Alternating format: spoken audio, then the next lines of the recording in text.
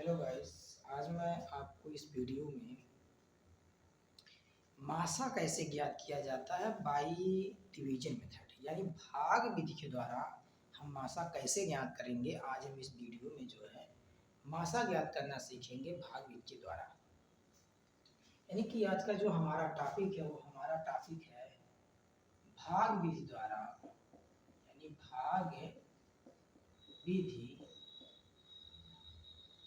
द्वारा मासा ज्ञात करना। आज का हमारा टॉपिक है कि भाग विधि द्वारा जो है मासा कैसे ज्ञात करते हैं। यानी कि भाग विधि के द्वारा, इसके पहले वाले वीडियो में हमने आपको बताया था कि जो है मासा ज्ञात करने के लिए जो भाग विधि के अतिरिक्त जो गुणनखंड विधि के द्वारा हम मासा कैसे ज्ञात करते हैं, इसमें हमने जो है पिछली वीडियो में आपको बताया था कि गुणनखंड विधि के द्वारा मासा कैसे ज्ञात किया जाता है।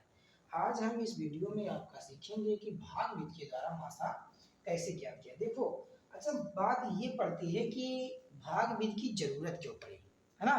क्योंकि जब संख्याएं छोटी छोटी रहती हैं तो उनको हम फैक्टर करके जो है उनका गुणनखंड करके मासा ज्ञात कर लेते हैं। लेकिन जब संख्याएं बड़ी बड़ी हो जाती हैं तो हमको क्या करना होता है कि गुणनखंड करने में प्रॉब्लम होती है, समस्या होती है, जिसकी वजह से जो है कि हम जो है गुणनखंड विधि के द्वारा मासा नहीं ज्ञात कर सकते हैं।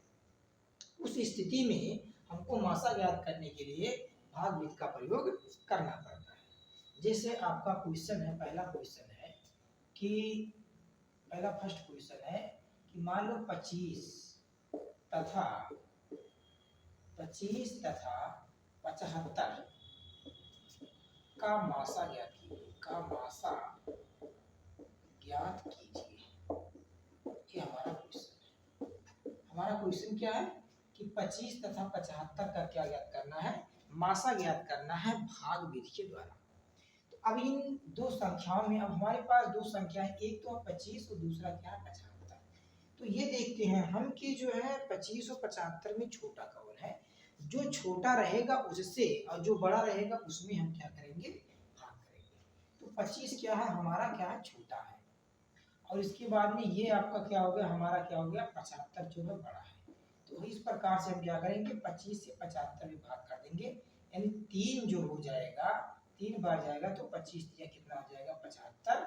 यानी कि जो ये जो भाजक हमारा हो गया, ये क्या हो गया हमारा एचसीएफ हो गया, यानी मासा हो गया। यानी 25 और 75 का जो एचसीएफ हमारा हो गया, यानी कि जो मासा हो गया वो कितना हो गया 25 हो गया। उसी प्रकार से हम देखते हैं कि यदि सेकेंड स्टेप में हमें क्या करना हुआ, अगर मान लो हमको निकालना है 125 तथा 200 का एचसीएफ निकालना है, 125 तथा 200 का एचसीएफ हमें निकालना है। तो कैसे हम निकालेंगे, आइए देखते हैं। सबसे छोटी संख्या कौन है 25 और बड़ी संख्या कौन है 50। तो छोटी और बड़ी संख्याओं में हम ये डिसाइड कर लेंगे कि छोटी कौन है कौन बड़ी है, फिर छोटी वाली से हम क्या करेंगे, बड़ी वाली में भाग करेंगे। तो 1 to 5 ये छोटी है और इसमें हम भाग करेंगे कितने 200 में, यानी 200 में।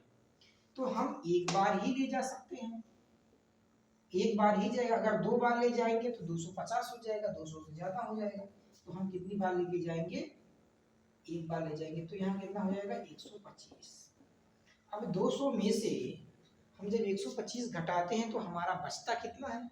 अब यहाँ से एक देखो, यहाँ 0 है तो यहाँ 10 हो जाएगा, उधार लेंगे तो 10 में से 5 गया 5, तो यहाँ 9 हो गया, 9 में से 2 गया तो 7, कितना हो गया 75 हो गया।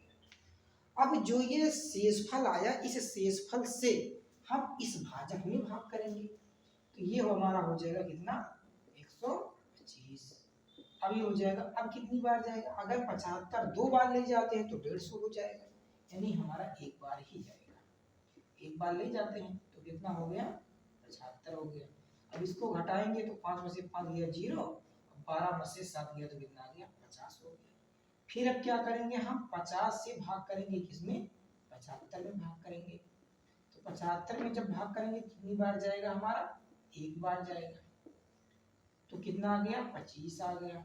अब 25 से फिर हम भाग किस में कर देंगे, 50 में भाग कर देंगे। 25 से किस में भाग कर देंगे, 50 में भाग कर देंगे।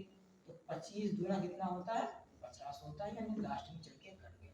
यही वाला जो अंतिम वाला भाजक होता है वही हमारा क्या होता है, एचसीएफ होता है, यानी कि मासा होता है। तो ये हमने ज्ञात कर लिया कि 125 और 200 का जो एचसीएफ होता है, यानी भाग विधि के द्वारा हम एचसीएफ कैसे ज्ञात करते हैं, तो ये हमारा तरीका है एचसीएफ ज्ञात करने का। तो 125 और 200 का जो एचसीएफ हमारा आया, यानी कि जो मासा आया वो कितना आ गया, 125 आ गया। इसके बाद हम नेक्स्ट एग्जांपल देखते हैं। नेक्स्ट एग्जांपल में कैसे ये निकालते हैं।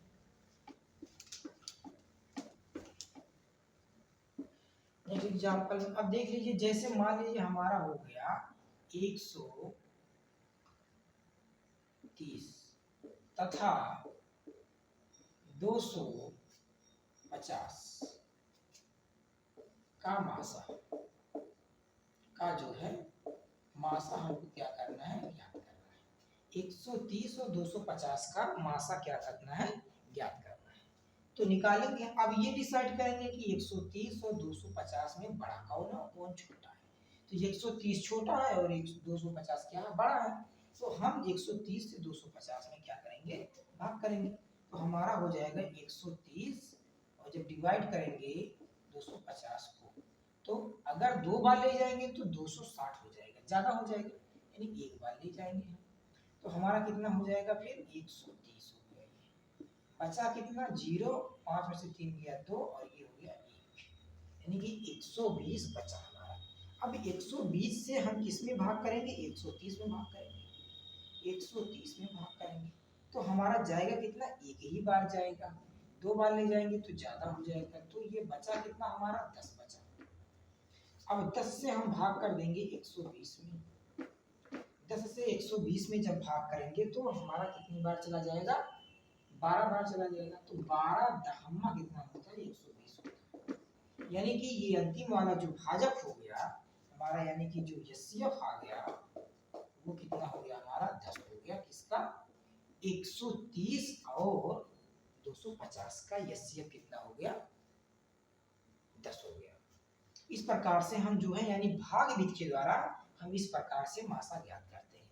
पहले जो संख्याएं छोटी है उससे जो संख्या बड़ी उसमें भाग करेंगे। कितनी बार ले जाते हैं हम इतना यहाँ राइट करेंगे। उसके बाद घटाएंगे, जो शेषफल आएगा उस शेषफल से हम जो है पहले वाले भाजक में भाग करेंगे।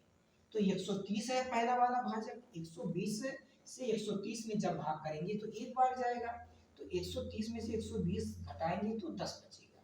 अब फिर हमारा जो ये 10 आया शेषफल, अब इसके बाद भाजक कौन था, 120 था। फिर 120 में हम 10 से भाग करेंगे तो 10 का जो 12 बार ले जाएंगे तो ये हो जाएगा 120 और कट जाएगा। फिर हमारा इससे कितना हो गया, 10।